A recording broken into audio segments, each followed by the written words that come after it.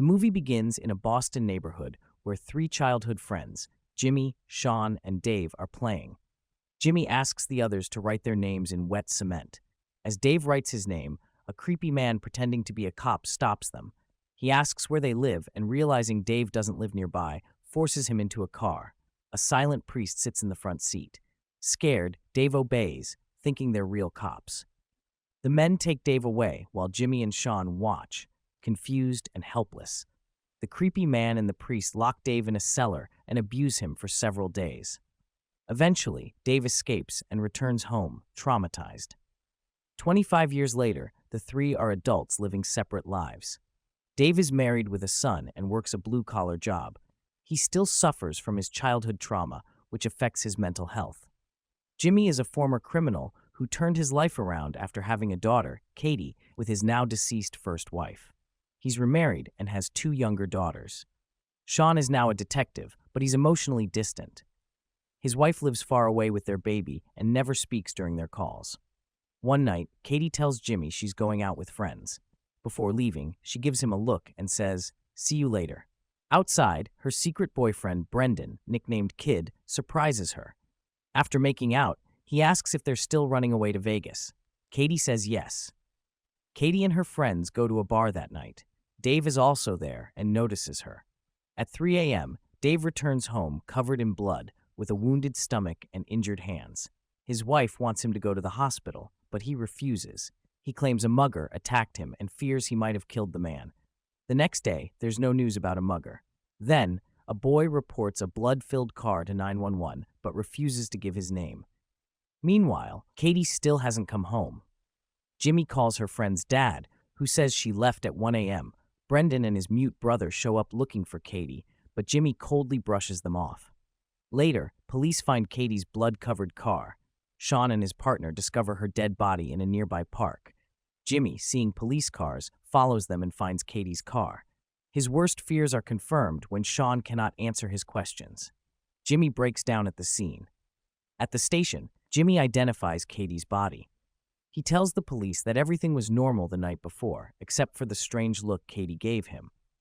They also note that Jimmy served 16 years in prison for robbery. Dave and his wife visit Jimmy's home to offer support, but his wife gives him nervous glances. She starts to suspect Dave killed Katie, since he came home bloody the same night she was murdered. Detectives question an elderly neighbor who heard a woman's voice say "hi," followed by a gunshot. This makes them think Katie knew her killer. Katie's friends later reveal she was planning to elope to Vegas with Brendan. Jimmy visits Dave and sees his injuries. Dave lies and says he got them from a door. Jimmy shares his grief, trying to stay composed, but ends up sobbing. Meanwhile, detectives question Brendan. He confirms the Vegas plan and says he was asleep during Katie's death. He agrees to take a polygraph test and passes. The detectives then search for new leads and find Dave's name in the bar log. They question him about the night, but get vague answers. Dave lies and says he went home at 1 a.m. The detectives start suspecting Dave. He was at the bar, knew Katie, and had bloody injuries. Meanwhile, Jimmy promises to find and kill Katie's killer himself. Sean and his partner later meet Dave outside Jimmy's house and ask again about his injuries. He now says they came from a garbage disposal. Sean secretly asks Dave's wife what time Dave got home, but she lies and says she was asleep. She then leaves, clearly upset. Detectives focus on Brendan's father, Just Ray, who once worked at a liquor store that was robbed. The same gun used in that robbery was used to kill Katie. They learn Just Ray ratted out Jimmy in the past, which sent Jimmy to jail. After Jimmy was released, Just Ray mysteriously disappeared, implying Jimmy took revenge. Later, Dave's wife leaves him and tells Jimmy about Dave coming home bloody. Jimmy asks if she thinks Dave killed Katie. She says yes. Meanwhile, Sean finds out that Brendan never saw his father again, but received monthly money from him, suggesting Just Ray might still be alive. Sean then realizes that the boy who reported the bloody car to 911 knew the victim was a girl, meaning he was involved. Jimmy and his friends lure Dave to a bar, then to the Mystic River. Jimmy tells him about killing Just Ray and suspects Dave of killing Katie. Dave, scared, says he killed a man molesting a boy, not Katie. But Jimmy doesn't believe him. He demands a confession and Dave eventually gives one, saying Katie reminded him of the life he never had. Jimmy then stabs and fatally shoots Dave. Meanwhile, Brendan discovers that his mute brother and a friend took their father's gun and accidentally shot Katie while playing. They killed her to keep her quiet. Brendan attacks them, but before it escalates, police arrive and arrest them.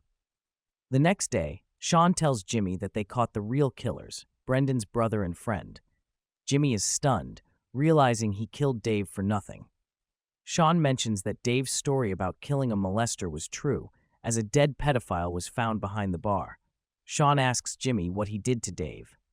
Jimmy doesn't answer directly, but thanks Sean for solving the case, wishing it had been faster. Sean knows Jimmy killed Dave. He asks if Jimmy will now send $500 a month to Dave's family, like he did after killing Just Ray. Later, during a parade, Sean reunites with his wife and baby. Dave's wife searches for their son, who refuses to speak to her. Jimmy watches the parade with his wife, who tells him he did what he had to do. Sean sees Jimmy from across the street and silently points a finger gun gesture, hinting he knows everything and might come after him. The film ends with the boys' childhood names still etched in the sidewalk, Jimmy's and Sean's clear, but Dave's forever half-written.